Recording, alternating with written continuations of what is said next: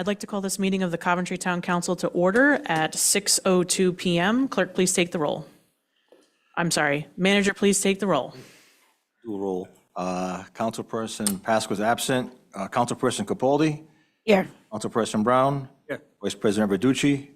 Here. President Lima. Here, please rise for the Pledge of Allegiance.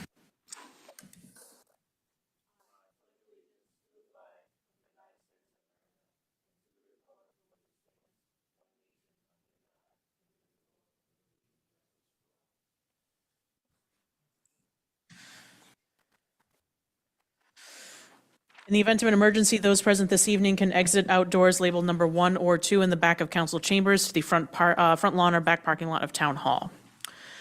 We'll move now to public comment on docketed items. Before we open this up, the council and staff received quite a few bits of outreach today regarding the first item under the manager's report regarding tax exemption programs. I want to be very clear. Nobody is taking away anyone's senior tax freeze. I want to say that again. Nobody's taking away or ripping anybody off a senior tax freeze. That's not what this discussion is about.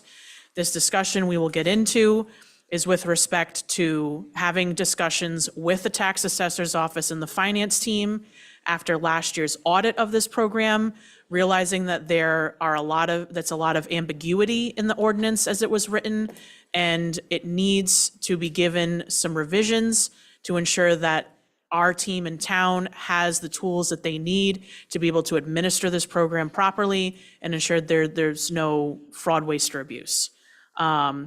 We heard everybody loud and clear during the budget process, how important it is to watch every penny, and that's part of this process. We're also looking at ensuring that our exemptions are up to snuff in terms of market rate. What are other cities and towns offering to ensure that our veterans and disability benefits are where they should be? So that's what the discussion is about this evening. I saw that spread like wildfire, that we're ripping people off of their tax freeze. That's not what's happening. So I want to make that very clear before we jump into public comment on docketed items. So with that, we'll open it up to those in council chambers. You can come forward to the microphone, state your name and address for the record, make sure the green light is on the microphone.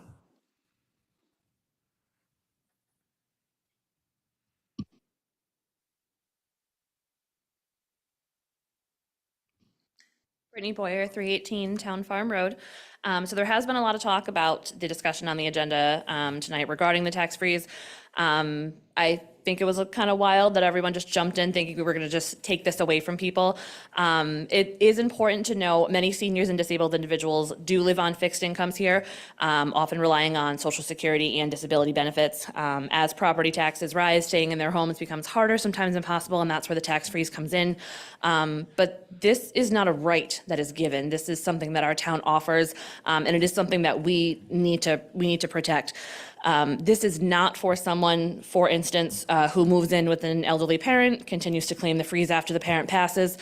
This is also, these are my personal opinions, but this should not be for people who own multiple homes, out-of-state properties, businesses, rental portfolios. They're meant to help with those who truly need it, our seniors and disabled neighbors who are living month to month trying to make ends meet. So I think we should really focus on making sure that this is fair across the board, making sure this is being used correctly, and making sure that the people who are utilizing this are the people who really need it. Thank you. Thank you. I just want to announce for those who are here from municipal court, it's taking place in Town Hall next door. So this is a town council meeting. I just want to reiterate that if anyone here in the audience is here from municipal court. All right. Council chambers, anyone else? Public comment on docketed items only. Come forward to the microphone. Just state your name and address for the record. Make sure the green light is on.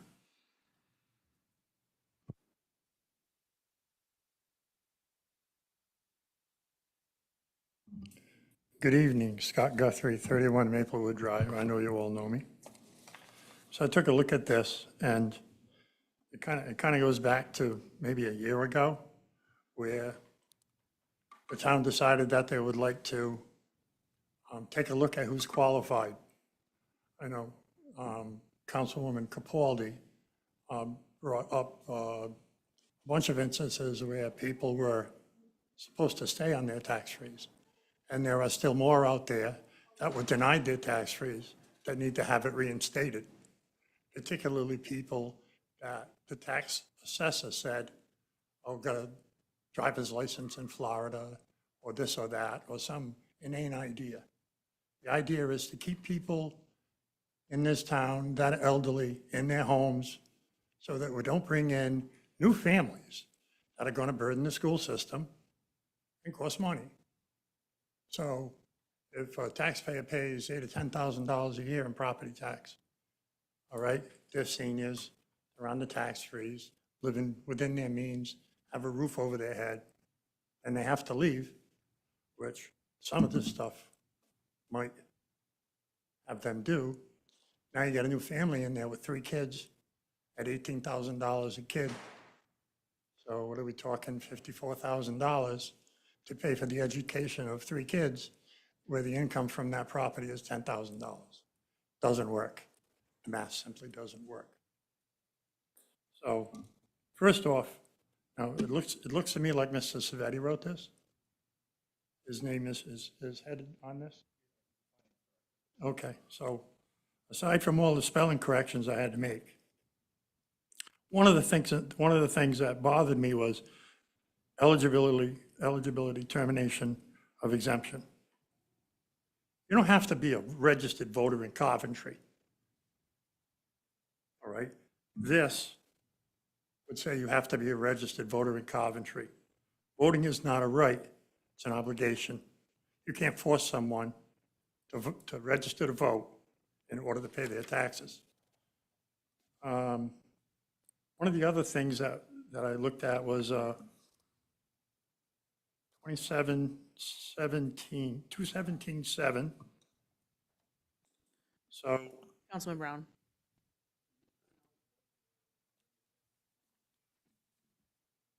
where I'm getting what from? 217.5. Very first paragraph, A3, and it says what you have to have. You have to have a valid Rhode Island license state, Rhode Island state issued ID, and be a registered voter in the town of Coventry, Rhode Island. So it was in your packets, you should read it before you got here. Another one, D1, under the same thing. If you go to D1, I believe Well, this people this is the current code, which needs revision. right. So this is the code that was written 25 years ago, if I'm not mistaken. Okay, So what you're going to do is the people that own more than 2 acres, you're going to tax their land. You're only going to tax their house. That's what this reads. Okay, then we'll go to renewals. So the way that I read this thing on the renewals, for some reason, I'm coming up where the exemption of the $8,000 may go away. I'm not 100% sure. Scott, I think there's confusion here. In the packet is the ordinance as it's currently written. There's agreement amongst this council and administration that it's poorly written and it needs Oh, I revision. agree. So I feel like there's a disconnect here. The conversation this evening is to discuss the holes in this and the areas where this needs to be improved upon. So it doesn't, So here's a hole for you. 2717, they want to change. Whatever happened with the tax assessor board review, and why don't we use them? we need 3 people to fill it. We've been advertising for a year and a half. We can't get anybody to join it. So it just leaves it to the council then? That's not what the tax assessor board of review does. Carrie, do you want to just chime in on that?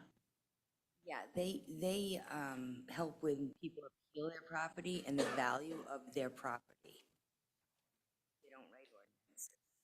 Well, I understand that, but maybe part of their responsibilities could include this, when we're dealing with trying to keep people in their homes and not have them have to sell their homes. That's what has been happening. All right, you saw what happened here a year and a half, maybe a little over a year ago.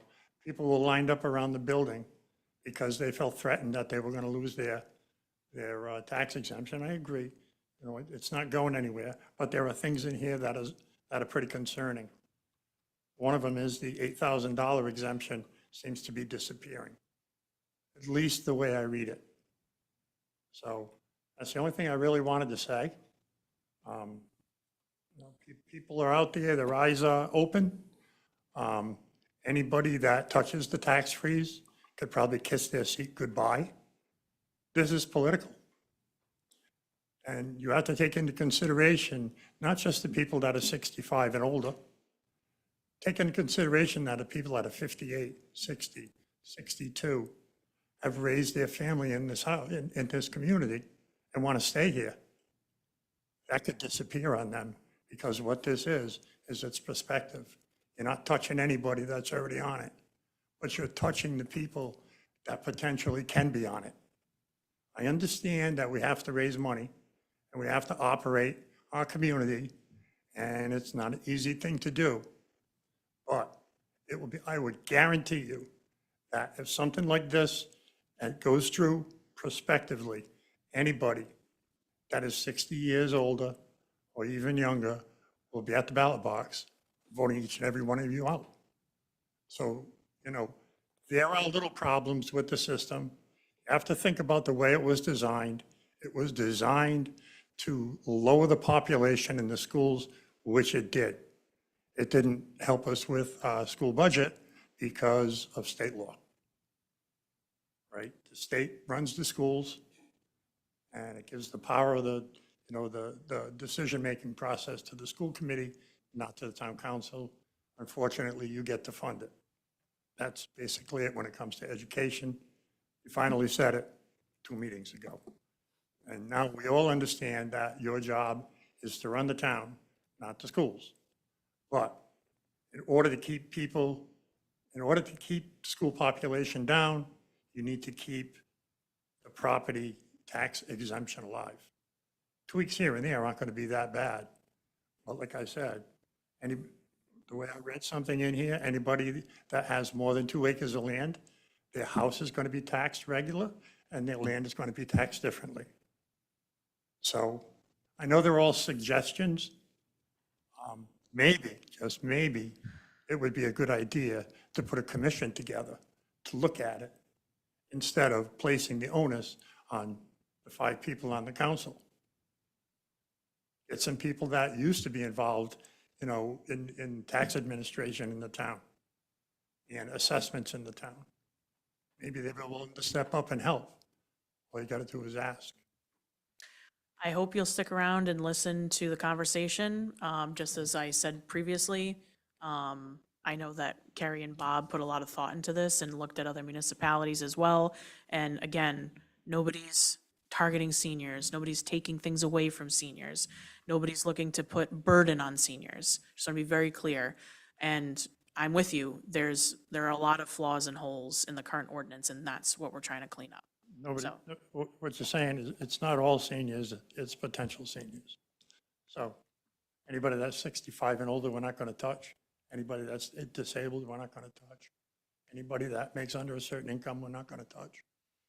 But the potential people that are out there that have been waiting for this, that have hung around their entire lives to live and thrive in this community, we get it taken away from them. They're not going to like that. Yep, okay. Anyone else, Council Chambers, come forward to the microphone, state your name and address for the record, public comment on docketed items only? Can I just clarify? Sure, yep. The 2-acre portion that he was referring to is in the current ordinance. It has never been adhered to. And it was, you could only have the freeze on the first 2 acres of land. The rest of the land would be taxed normally. It's never been Enforced. Thank you. And the $8,000 credit that he's talking about, the 8,000 exemption, is an $8,000 assessment credit. It is not a tax credit. It's 8 times the tax rate, which last year was a tax benefit of $126.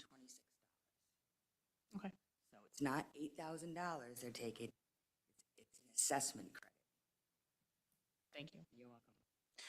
Members of the public on Zoom, please raise your hand to be let in, state your name and address for the record, and unmute yourself.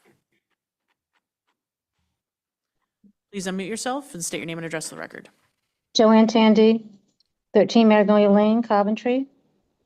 We couldn't hear any of what that woman just said. Just so that you know. Her mic is basically non-existent. We cannot hear her.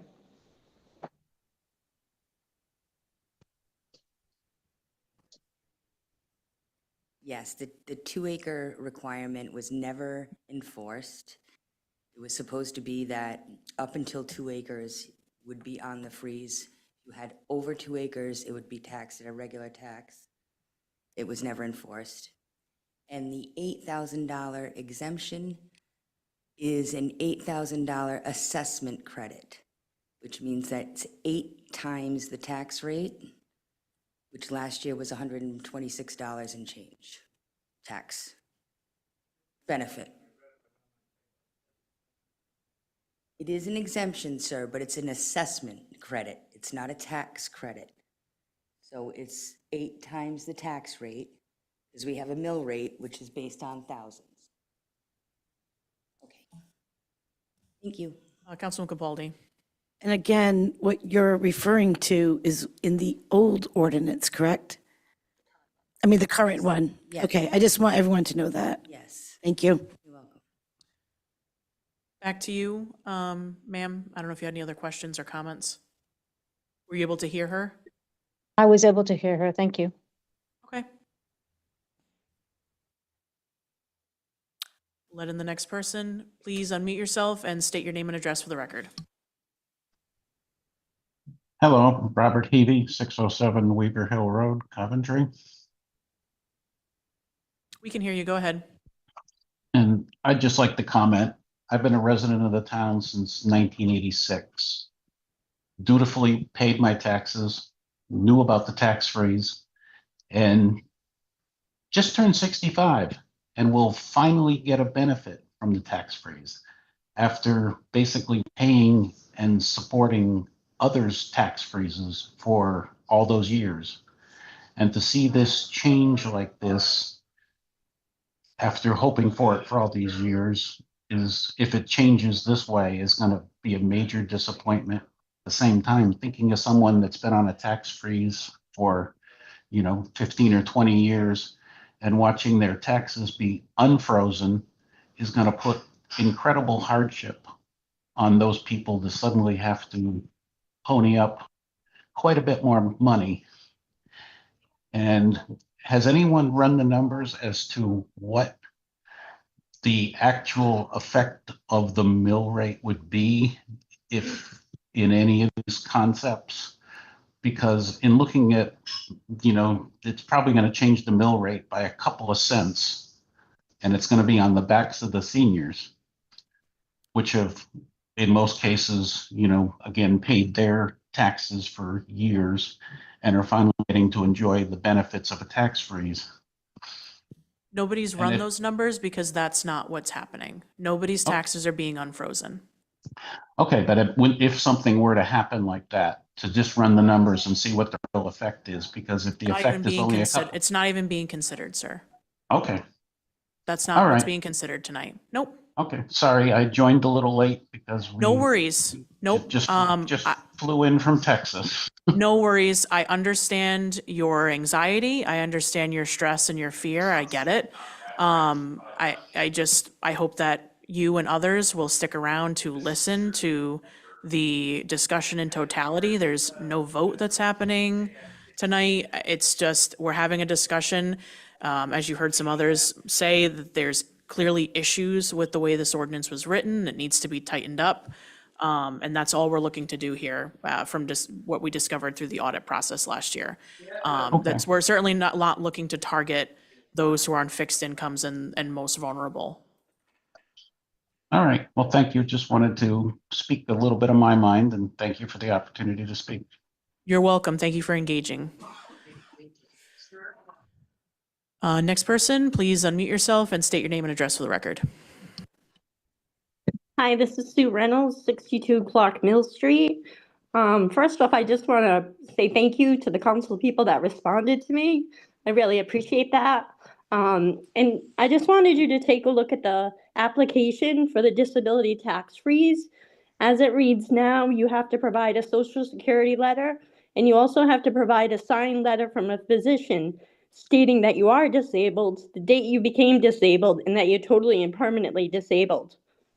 I'm unable to get any physician to write a letter, so I'm asking that the council please consider having a form that can be signed, or do away with that and instead just rely on the social security letter where we had to jump through hoops to get, which has a starting disability date and has a current date on the letter that shows we're currently disabled, and maybe just review that annually or every 3 years.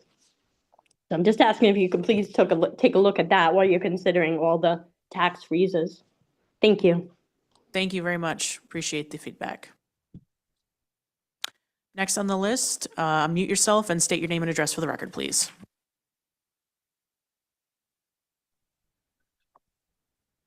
Hi. It shows my daughter's name, but my name is Linda Zavislak, 181 Hopkins Hill Road here in Coventry. I am a longtime resident, and I too am very concerned about all of these. Not only did I just turn 65 last year and get approved for the tax freeze, you know, this is a full household. My daughter lives here. My granddaughter's one who is disabled. And, you know, I am in my home for life. This is my one and done home. And I am very, very concerned about changes to the way that the freeze is taking place. And it's really hard I want to point out that it's really hard to make comments before the discussion has occurred. It would make more logic for whatever changes maybe are proposed as a result of this discussion, that those are provided to the town people to look at and make comment on. I am on a fixed income. I am retired. And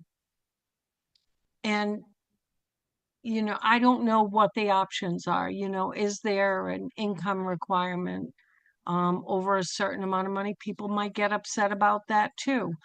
But I'm just extremely concerned about this taking place. You know, we have 4 people living in this house, like I said, myself who's retired and my granddaughter who is disabled. So I hope that as you have this discussion, that you will all keep in mind all of these very important things. And by the way, I've been here for 30 years. I moved more than 30 years. We moved here 1991. I have been here. So please take into account. I get itchy when I hear this waste, fraud, and abuse. Yes, we want to eliminate those things, but logically and legitimately, and not, you know, just willy-nilly make cuts to this program. It is essential for people who perhaps make even less than I do on a fixed income. And that's all I have to say for the moment. We're on the same page. Thank you for engaging. Last call, public comment on docketed items on Zoom. Please raise your hand to be let in. Public comment going once, twice, 3 times. Public comment on docketed items is closed. We'll now move to licenses. We have 2 this evening. Item A, renewal 60-day hawker license, Keystone Novelties Distributors LLC, to be located at 6 Reservoir Road, Coventry, Rhode Island, June 23rd, 2025 through July 5th, 2025. Do I hear a motion to approve the license renewal? Motion to approve. Second. Motion by Councilman Brown, second by Councilwoman Capaldi. Manager Perillo, any discussion on this? It met all the qualifications and there's no concerns. If there's no further discussion, hearing none, please take the roll. Councilperson Capaldi, Yes. Councilperson Brown, Does the council need to see any of that? No, I think we're good.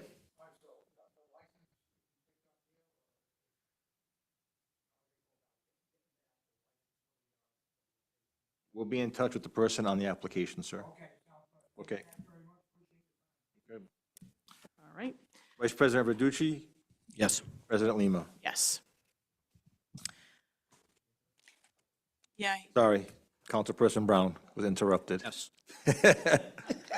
4 in the affirmative, license passes. all right. Item B, new application for fireworks on June 21st, 2025 to June 21st. It looks like there's supposed to be times there. I don't know if that was in the application. By Pyrotechnico Fireworks to be located at 40 Reservoir Road, rain date June 22nd. I assume this is for the summer festival at the high school. Correct. Okay. Are those times inherent to the application being complete or no? It's 9 to 9:30. 9 to 9:30, okay. Do I hear a motion to approve the application? Motion to approve. Second. Motion by Councilman Brown, second by Councilwoman Capaldi. Any discussion? Hearing none, please take the roll. Councilperson Capaldi, Yes. Councilperson Brown, Yeah, yes. Vice President Verducci, Yes. President Lima. Yes. 4 in the affirmative, passes. Moving to report of the town manager, Manager Perillo. So as we've been discussing, the council asked the administration to put some recommendations together regarding tax exemptions, making some improvements upon the way we operate day to day, along with some changes long-term. So what you have is a memo from Director Savetti and Kerry, basically outlining what they would like to see within the ordinance, changes within the ordinance that makes sense long-term. So these changes that we've identified are for long-term. If these are adopted as is, which is up to the council totally, the town actually would take a financial hit the first couple of years until these changes catch up. So if you want to go through them one by one, we can do that and answer any questions that you guys may have. I think for the benefit of the public, we should go through it at a high level. You don't need to read the document, but I think just go through it. And for folks who are watching, this is in the full packet posted on the town website. And these are changes to current?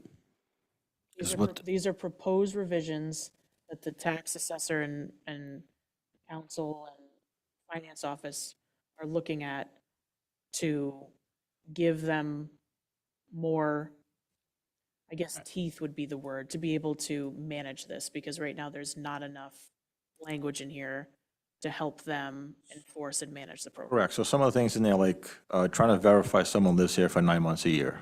We don't have the means to do that. A lot of the wording when it comes to trying to verify income, that is just a heavy, heavy lift to try to verify income. Some of those things like that we're not really able to do is stuff that we like to remove from the ordinance and replace it. Again, I think this is more of a long-term thought process as opposed to short-term. And I think the thing we kind of need some direction on immediately from the council is if we are going to freeze the, if we're going to just grandfather everyone in that's currently on the freeze and not take any further applications. Kerry gets people walking in every day applying for the freeze. We're telling them to hold off right now.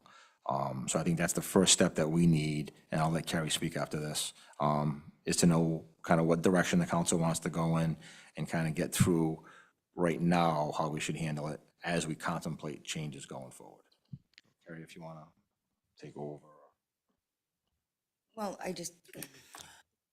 the process in my office, because I have a small staff, and this is a large portion of what my clerk deals with every day, is I don't take applications for the next tax year until this tax bill is out.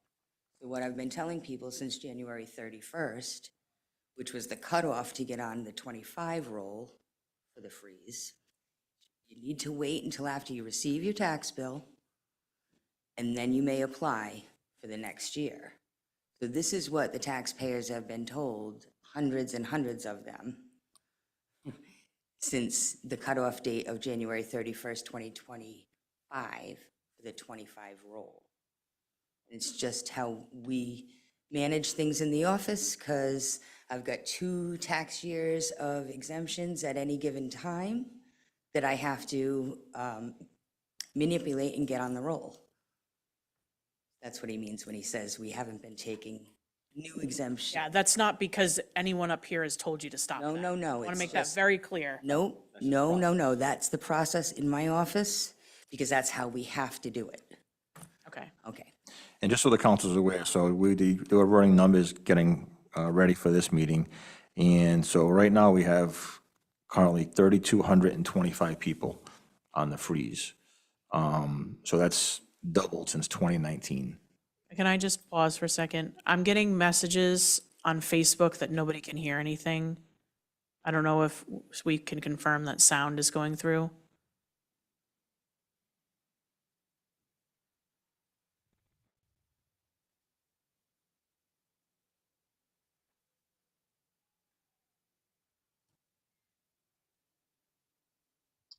Says playback 1, 2, playback. Okay. All right. So you were saying, So there's about 3,225 people currently on the freeze. The last 2 to 3 years, we're averaging between 250 and 300 new applications. So 333. So that's when Carrie says that she advises them to wait until the next, if you want to say, time to apply. That is why, because it really overwhelms her office. So, but those are the numbers, just so you have that. That's where we are right now. 3,225 people currently on the freeze. people or homes? It's technically homes, right? Is it? Accounts. Accounts, yeah. So that's like 650 applications in 1 year that we're trying to deal with and get the 8,000 exemption on, and then get the freeze on, the ones from last year. So just having 3 years of that can't happen. But it wasn't you guys. It's just how my office I'll has make to that run. very clear. Yes, That's the process. yes. And my other question is, how, what's the fiscal impact? How much in terms of assessed property value is frozen currently?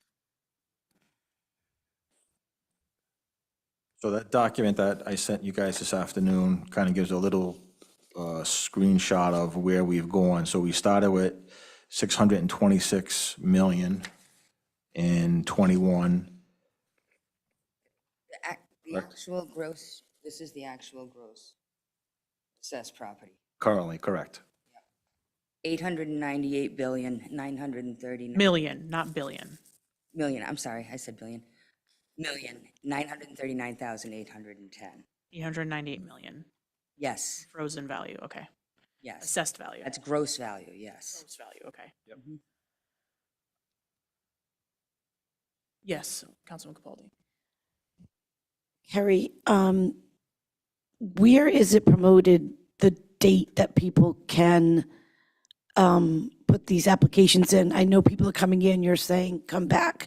Is it promoted, is it announced so people don't have to come into your office to be turned away to come back later with the application? It is in the ordinance that you have to apply by January 31st, and you have to be 65 by December 31st to apply. And it's on, I have a sheet on my website that has all the information for the exemptions.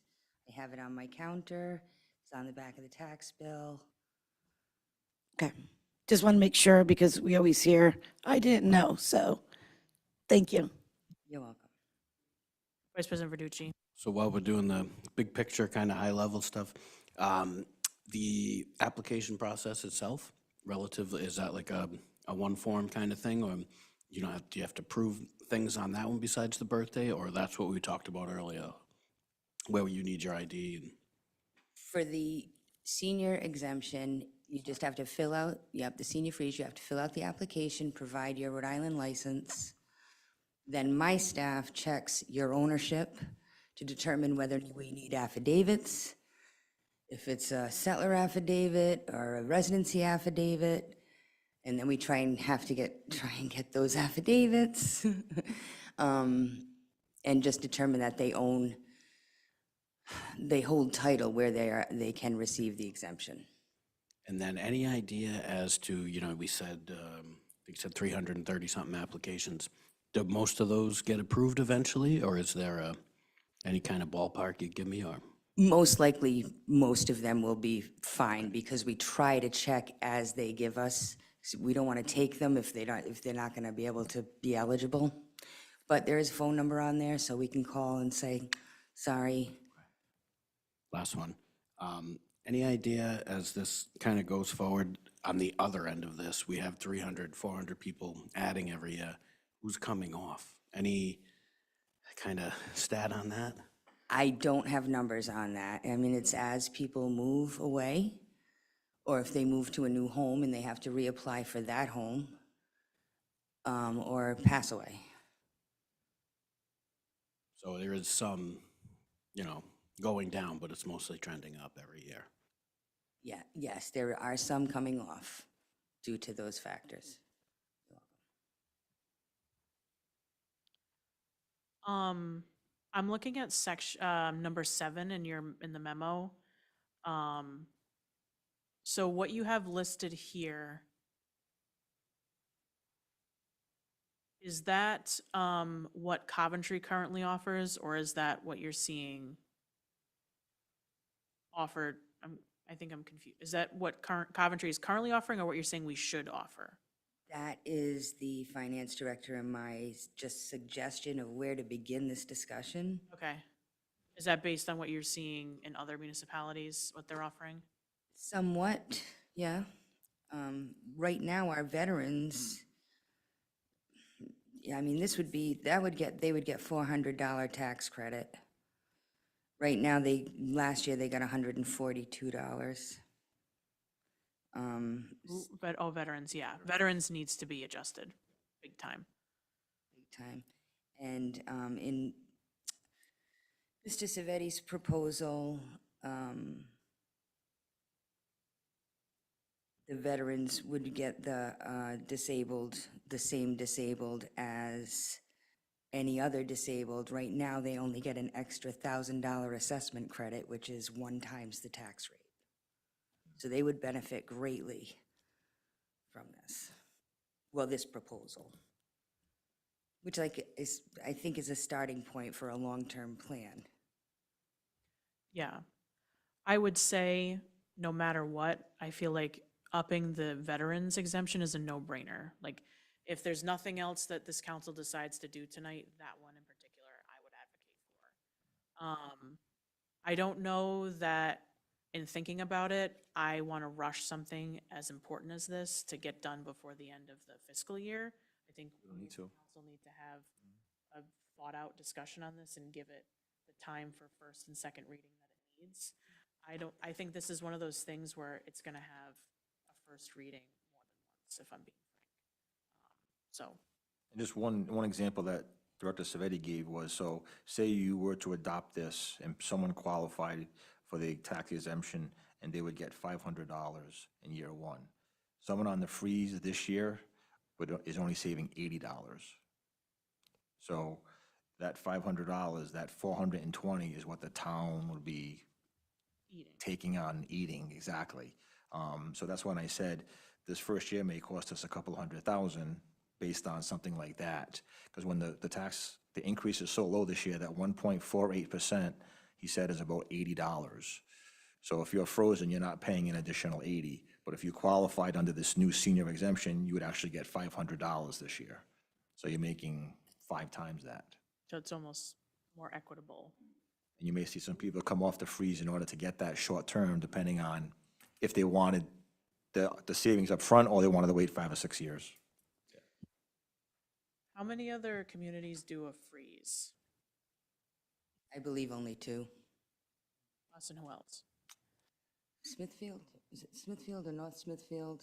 heard Smithfield, but I don't know if that's in the document that we gave out. That's, And possibly Barville or Gloucester, Okay. somewhere like that. very rare. Yeah, it's, everybody's getting rid of them, to be honest with you. Councilman Capaldi. I may be reading this incorrectly, but I thought the length of time to be living in Coventry was 5 years before. Is this one now saying 10 years? That's just a suggestion. Just our recommendation, but we can change that. You can make it immediately. Well, I know where I would talk about it, but I'll wait till, I think it should remain 5 years. That's up to the council. Vice President Verducci. So kind of tagging on to what our president said here, I think we need to take our time, and what might be helpful with this is it's, a buffet option with the associated fiscal costs, so we can have these kinds of discussions and look at what it adds or subtracts from the bottom line, just to have a thoughtful discussion, because, for example, I thought of this when you said the veterans, 100% agree with that.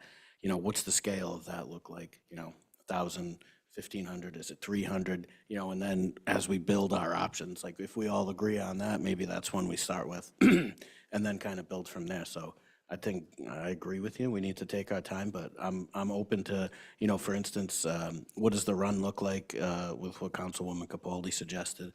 Is there savings built into us doing this? And there's so many components. I just want to build it piece by piece, so it can be interesting.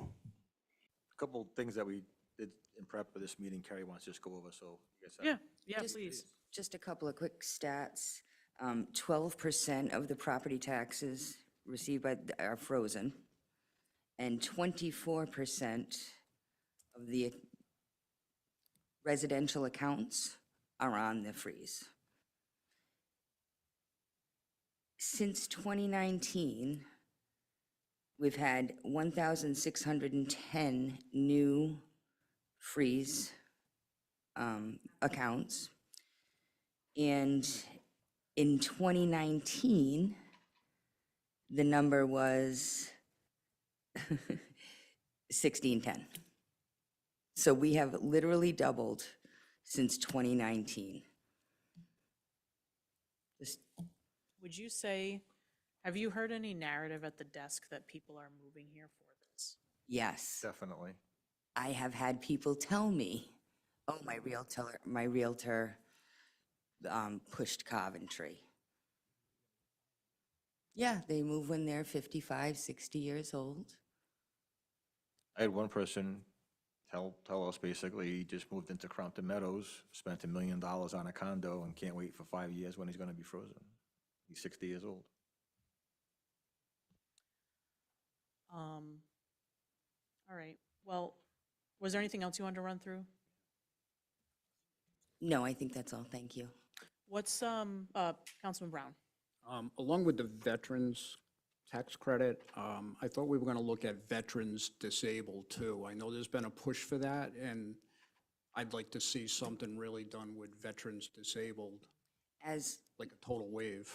in Mr. Savetti's and my proposal, they would get the same disability as somebody as 100% disabled. Right now, they only get the extra $1,000 assessment credit, which is 1 times the tax rate.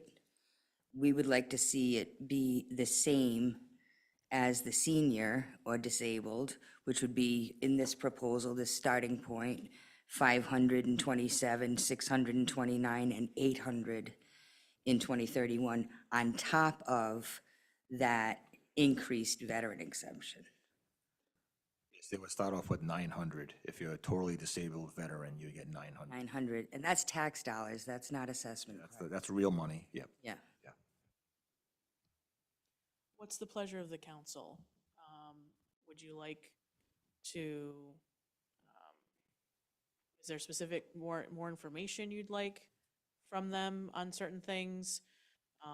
Do you want to continue the conversation? We need to provide some direction here. I mean, I'd like to see just the way you kind of just described that, because I think that'll be a confusing part to this too, is are these things going to be their own category or in addition to, where one trumps the other one? So, does the disabled kick in above the senior? And, just maybe something even graphically that just kind of lays out that. And then in addition to that, what would be interesting is the way you described, I think a lot of people would miss this. When I see the $500 tax credit, I think, yeah, great. But, when you compare that to what the average tax bill is, I think we need to put a little more context with that too, because that's a very interesting point. Given the way that taxes have grown, I could see why people would first think, hey, that's nothing. But, this council's kind of committed to keeping that lower. As the town manager pointed out, you get better savings or better impact on this one. And then additionally, the other thing I'm interested in seeing is that backup information, even if they're ballparks, on the number of people we're looking at. So I know you have some historical context for, 100% disabled, how many veterans, and then that way we can put a financial note, again, knowing it's ballpark, to the suggestions as we go forward, so we can kind of build options for discussion. Anyone else? All right. Thank you, Carrie and Bob and everyone for putting in time on that. Appreciate it. It's important. Manager Perillo, you can discuss the next one. I do want to give the council an opportunity executive session, so if you just want to tee it up for the public of what this is. Sure. So it was decided, the administration went to the council, asked if they would be comfortable with adding a position to DPW in the form of a superintendent of public works, to really kind of take over day-to-day operations in sanitation, the mechanics, and roads and bridges. So we advertised for the position. We got about 5 applicants. We vetted them, we interviewed them. Actually, we interviewed 3, 2 didn't show up. But at the end of the day, we decided that Mike Jacovone, who is currently a DPW employee, was by far the best person to lead this department day to day. He's currently in the union, so obviously that was a little bit of an obstacle for us, because we do not want our superintendents or supervisors in the union. So he decided that he would be willing to come out of the union with a personnel contract that kind of secured his benefits that he's accumulated to this point, and giving him new benefits going forward.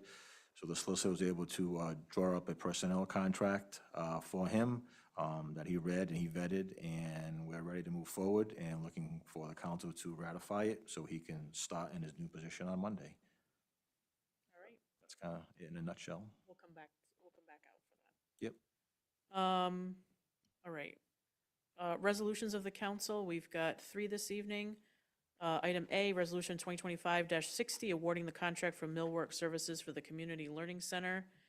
This is on page 84 to 85 in our packet. Do I hear a motion to approve the resolution? Make a motion. Motion Second. by Vice President Verducci, second by Councilman Capaldi. Any discussion? Manager Perillo? If Kevin wants to speak on this, this is his last one. He's promised this is the last one for the annex. You putting money down on that, Kevin?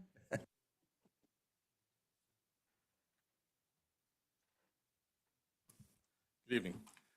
This resolution that you have before you is for the millwork and countertops for the project, which was originally included as part of the carpentry program, but the carpenters that we had received prices on did not include this.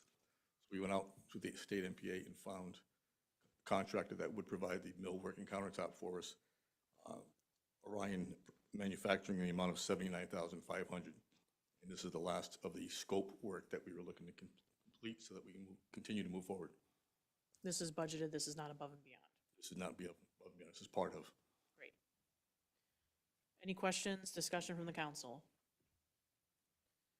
Hearing none, please take the roll. Councilperson Capaldi, Yes. Councilperson Brown, Yes. Vice President Verducci, Yes. President Lima. Yes. Only affirmative, resolution passes. Thank you. Resolution 2025-61, approving the allocation of school impact fees in the amount of $9,900 for vacuuming out the limestone chips waste from the 350-gallon unit on site and the proper dispose of the waste product as part of the pre-treatment preparation work, the new sewer line for the Coventry High School. Yes. That's a run-on sentence, Daniel. Trying to get it all in there so you guys can see it up front. So this is something that was identified by Fussin O'Neill and West Warwick Treatment, that in order to entertain us tying into their system, this needed to be cleaned out for the first time ever. So it was pretty messy in there. We have a contract. Russ went out for contract and got this company to put this proposal forward to take care of that unit. Do I hear a motion to approve the resolution? Motion to approve. Second. Motion by Councilman Brown, second by Councilwoman Capaldi. Any discussion? Vice President Verducci. So this is going to come out of educational facility impact fee? That's that one? Okay. So I know sometimes we talk about those as if they're in another world. So according to the last run we got in April, we were at about 178,000 in that. And you said this is under 10? Yes, 99, yes. Okay. Thank you. Any further discussion? Hearing none, please take the roll. Councilperson Capaldi? Yes. Councilperson Brown? Yes. Vice President Verducci? Yes. President Limo? Yes. On the affirmative, resolution passes. Resolution 2025-62, requesting an amendment of the Rhode Island General Laws, providing the town of Coventry with the authority to enter into agreements which exempt or stabilize taxes on qualifying property used for manufacturing, commercial, residential, or mixed-use purposes. Do I hear a motion to approve the resolution?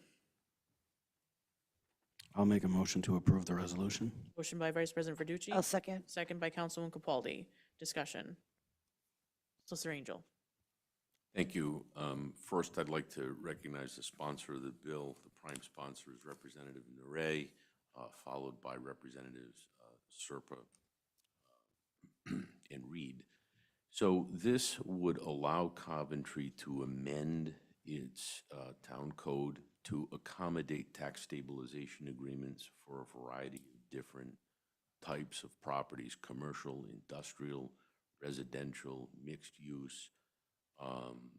We are not the only community that has sought the ability to do this. This is state enabling legislation that would change that section of the Rhode Island General Laws. There are other communities that presently have that ability. Those communities enjoy a competitive advantage over communities that are not able to offer tax stabilization agreements. Usually, tax stabilization agreements are offered for a period of years. In the past, Coventry's, the state legislation that addressed this for Coventry offered it only for 10 years and only for commercial and industrial purposes. With the advent of mixed use and residential, particularly with what we're seeing in terms of development at center of New England, not unlike many other communities, Coventry really is void of necessary infrastructure in the road, if you will, to support appropriate development, which is why people don't come to communities like Coventry. By being able to offer tax stabilization agreements for a longer period of time and for different types of property, as this does, developers would be able to spread the cost of baking in infrastructure improvements that the town would enjoy for other purposes, but would also immediately service those new developable areas, and to stabilize their taxes is a compensatory benefit to the developer, but also it's increased tax revenue for the town of Coventry. So for example, when you look at what is proposed for the center of New England development, since taking this position, we had 9 parcels in Coventry that were vacant and not under agreement. Now, all of those parcels are under agreement. Should they be developed, the town is going to enjoy putting real estate of a value, and I'm not going to do the assessor's job for her, but of a value of $350 to $500 million, and depending upon its use, the mill rate would be applied against that, not to mention sewer use fees and hookup fees. But, if developers were charged the full amount to put the trunk infrastructure in the road, if you will, they wouldn't be able to sustain development costs and recoup their money on sale, and necessarily Coventry wouldn't get the development. That's why other communities do it. What's been proposed at the General Assembly level, again, it's enabling legislation. It does not mean that if developers come to Coventry, they automatically get some kind of a 20-year tax stabilization agreement. Every agreement is different. It's enabling legislation, and the council can say no if it doesn't like a project or it doesn't like the finances of the project. So, but without this, Coventry has no ability under the law to enter into any kind of tax stabilization agreement for the types of different uses that are talked about here. And in discussing this with Mr. McLean, he sees that, who is out for the public, is the Director of Planning and Development. He sees this as an essential tool in their toolbox in order to be able to attract development in this town, of a particular quality and value, which will add to the tax rolls. So that's why this was put in, so that it can get done before the end of the session, and so that as other development is considered in town, that tool is in the toolbox of planning and development. Discussion for the solicitor or on this resolution? Vice President Verducci. Is this separate and apart from a tax incremental financing type situation, or do you need this to? No. Okay. This is an entirely different animal. Give you an example. You have a developer who comes to town and they have a parcel of land that they intend to use for mixed-use purposes. Some of the property could be, commercial purposes with retail stores and restaurants and things of that nature, but also provide residential units. That would be a mixed use. They'd be bringing infrastructure into that area. We would be able to offer, by negotiation, a tax stabilization agreement to the developer, and naturally it would always be brought to the council for their approval or disapproval. So it has nothing to do with tax incremental financing. Just to be clear, I don't want to go off on a tangent, but to distinguish tax incremental financing means that you take a segment of your tax base, okay, and they are assessed for a particular benefit that tax base would enjoy, as opposed to a benefit that the remainder of your tax base does not enjoy. That's why it's tax incremental financing. And the only reason why you would do that is to pay for a particular improvement that segment of the tax base enjoys. That is not what this is. This is directed towards developers and development so that it stabilizes the tax base for a period of years so that the town can bring in and enjoy that revenue.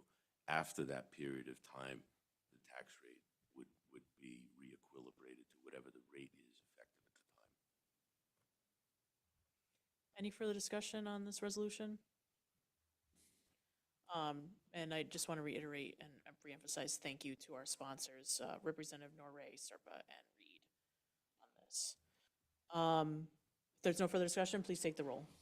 Councilperson Capaldi, Yes. Councilperson Brown, Yes. Vice President Verducci, Yes. President Lima. Yes. All in the affirmative, resolution passes. I beg the president's pardon. I didn't hear the first and second. Who was the first and second? I didn't hear a first and second. Who first and seconded approving the resolution? Did you write that down?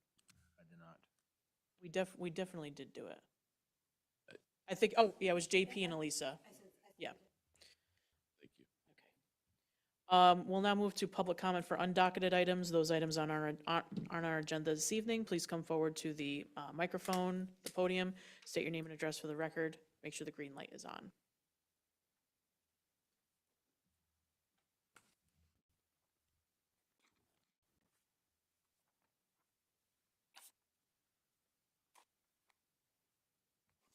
Hello again, Scott Guthrie, 31 Maplewood Drive.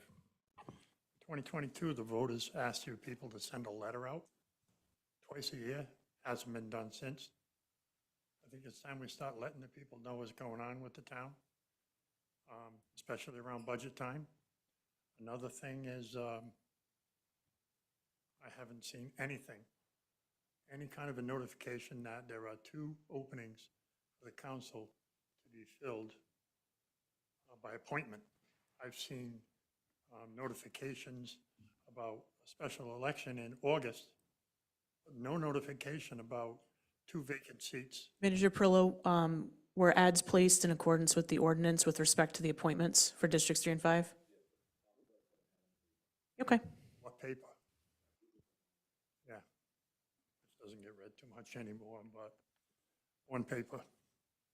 And lastly, a couple of weeks ago, you had asked a question, Madam President, on what a quorum is in this meeting with 5 people on the council. And the solicitor said 5, and I came up and I said, no. No, a supermajority would be 4, a simple majority would be 3. So, just to prove my point, Rhode Island General Law 4553 says, a majority of persons elected as members of any town council shall be a quorum, and the majority of the members present at any legal meeting may determine any legal matter before them. So, simple majority wins everything, anytime, including budgets. Thank you. Any other members of the public in council chambers, please come forward to the microphone, state your name and address for the record, make sure the green light is on. Members of the public on Zoom, please raise your hand to be let in. Public comment on undocketed items. Public comment going once, twice, 3 times. Public comment is now closed. At this time, I will seek a motion to go into executive session for the following pursuant to Rhode Island General Law, Section 42-46-5A1, personnel contract for the DPW Highway Superintendent. Do I hear a motion? I'll make a motion. Motion by Councilman Capaldi, second by Councilman Brown. Any discussion? Hearing none, please take the roll. Councilperson Capaldi? Yes. Councilperson Brown? Yes. Vice President Verducci? Yes. President Lima? Yes. We'll now go into executive session.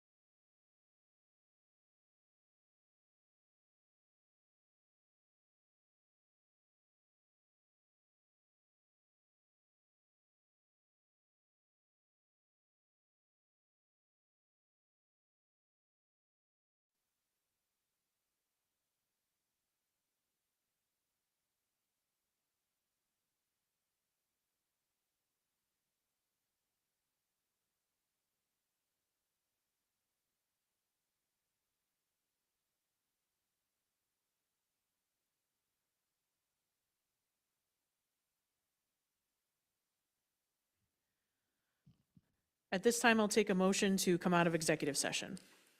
I'll make a motion. Motion by Councilwoman Capaldi, second by Councilman Brown. Any discussion? Please take the roll. Councilperson Capaldi? Yes. Councilperson Brown? Yes. Vice President Verducci? Yes. President Lima? Yes. At this time, I'll seek a motion to seal the minutes of executive session. Make a motion to seal? A second. Motion by Vice President Verducci, second by Councilwoman Capaldi. Any discussion? Hearing none, please take the roll. Councilperson Capaldi? Yes. Councilperson Brown? Yes. Vice President Verducci? Yes. President Lima? Yes. Members of the public, the council met in executive session to discuss one item. A discussion was had, no votes were taken. On the item under the manager's report, discussion on the contract of Michael Jacovone, Superintendent of Public Works. This matter is being continued to June 10th. And it will be on the agenda for ratification then. And with that, I'll seek a motion to adjourn at 7:39 PM. Make a motion. Motion by Councilman Capaldi, second by Councilman Brown. All those in favor indicate by saying aye. The chair votes aye.